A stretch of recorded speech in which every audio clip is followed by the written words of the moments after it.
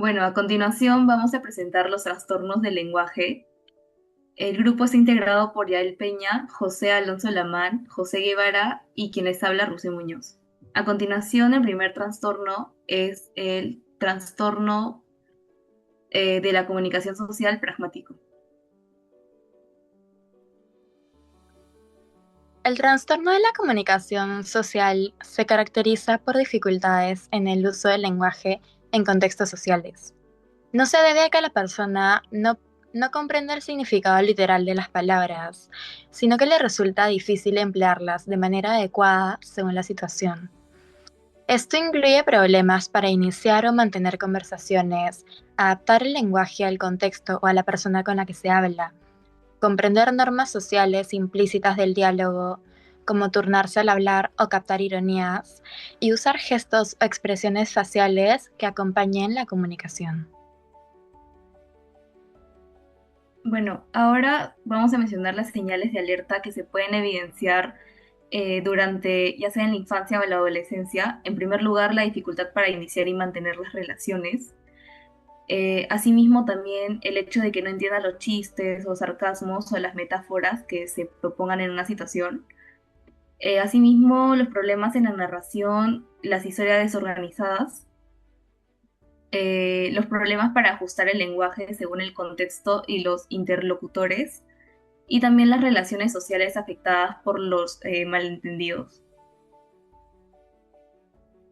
Bueno, los criterios diagnósticos, de acuerdo al DSM-5, se puede evidenciar que hay una dificultad persistente en el uso social de esta comunicación, tanto verbal como no verbal, que se puede manifestar en las siguientes cosas, como la deficiencia en la capacidad para poder tener una comunicación con fines sociales, como saludar o compartir información adecuada. Asimismo, la incapacidad para adaptar la comunicación a diferentes contextos o interlocutores. En tercer lugar, los problemas para seguir las reglas de diálogo, como el tomar turnos, el mantener la conversación o parafrasear. Y en cuarto lugar, las dificultades para entender lo que no está explícitamente expresado. Esto incluye las inferencias, las metáforas y el lenguaje ambiguo. De la misma manera, los déficits provocan limitaciones importantes en la comunicación efectiva, la participación social y el rendimiento académico o laboral. Y por último, también otro criterio de diagnóstico es el inicio de los síntomas. Se muestran a un desarrollo temprano, aunque pueden no evidenciarse plenamente hasta que aumentan las demandas sociales comunicativas, en el que se puede evidenciar recién. Y de acuerdo al CIE-11, el trastorno no aparece como una categoría independiente llamada como trastorno de la comunicación social pragmático, pero en su lugar se incluye dentro de los trastornos del desarrollo del lenguaje, como hemos evidenciado, especificado bajo la forma con la deficiencia principalmente en el lenguaje pragmático. Los criterios hacen referencias a dificultades persistentes en el uso del lenguaje para funciones sociales, limitaciones para adaptar el lenguaje al contexto y problemas en la comprensión de significados implícitos y no literales, como hemos mencionado el humor, las metáforas. De igual manera, el SM5 enfatiza más que todo el impacto funcional que estas dificultades tienen y la exclusión de causas médicas, neurológicas o discapacidad intelectual que pueden explicarlas. Y esta diferencia entre el DSM-5 es que lo define como un trastorno independiente a comparación del CIE-11 que lo integra como un conjunto dentro de los trastornos del lenguaje.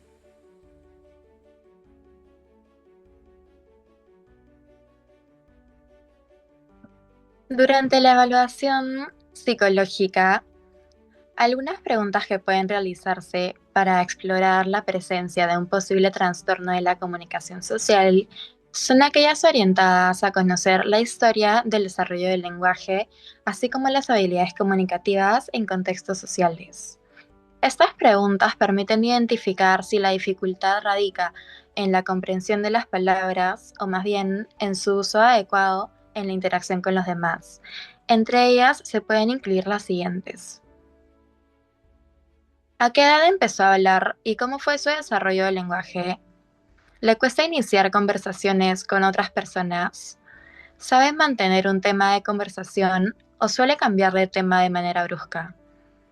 Adapta su forma de hablar según con quién conversa, por ejemplo, con un profesor versus con un amigo. Entiende chistes, ironías o dobles sentidos. Utiliza gestos, miradas o expresiones faciales al comunicarse. Comprende las expresiones faciales o gestos de los demás. Ha tenido malentendidos frecuentes al hablar con otras personas. ¿Cómo se relaciona con sus compañeros o amigos en distintos contextos? Escuela, casa, actividades sociales. ¿Sus profesores o familiares han notado dificultades específicas en cómo se comunica socialmente? Bueno, en segundo lugar, encontramos el trastorno fonológico, que es otro trastorno dentro de la comunicación social.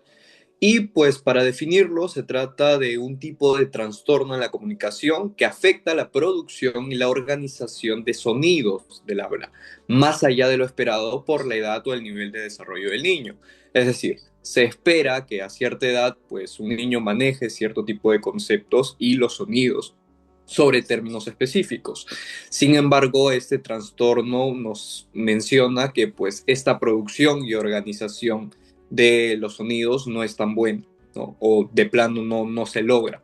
Se caracteriza porque los errores en la pronunciación no son simples variaciones, sino que interfieren como tal en la inteligibilidad y comprensión del lenguaje. Para profundizar aún más, encontramos ciertas señales de alerta que nos pueden hablar sobre este trastorno. En primer lugar, se encuentra la producción inconsistente de sonidos en las mismas palabras. Esto refiere a que ciertas sílabas o directamente la palabra completa no es del todo entendible o está dicha de mala manera. Además, hay una dificultad para generar cierto tipo de fonemas. Se habla poco de manera inteligible después de los 4 años, o también hay errores fonológicos persistentes que no corresponden al desarrollo esperado. Además de ello, hay un retraso fonológico y un vocabulario limitado, dado que las palabras que se expresan por el niño no son de todos completas. Hay una reducción o intercambio de, por ejemplo, las letras consonantes, reducción de sílabas, etcétera. Y además, pues se presentan o es importante mencionar que hay antecedentes familiares de trastornos del lenguaje o problemas auditivos recurrentes. Ahora bien, en primer lugar, con respecto al DSM-5, el trastorno fonológico se caracteriza por dificultades persistentes en la producción de sonidos del habla. Esto puede manifestarse mediante omisiones, sustituciones, distorsiones o adiciones, y afecta directamente a la inteligibilidad y a la comunicación. Este trastorno inicia en la infancia temprana, como bien se mencionó, y puede provocar limitaciones importantes en la vida social, académica o laboral de la persona. Para llegar al diagnóstico es fundamental descartar otras posibles causas, como un déficit auditivo, alteraciones motoras, anomalías estructurales o condiciones neurológicas. Por otro lado, en la CIE-11, este trastorno está clasificado como un trastorno de los sonidos del habla en el desarrollo.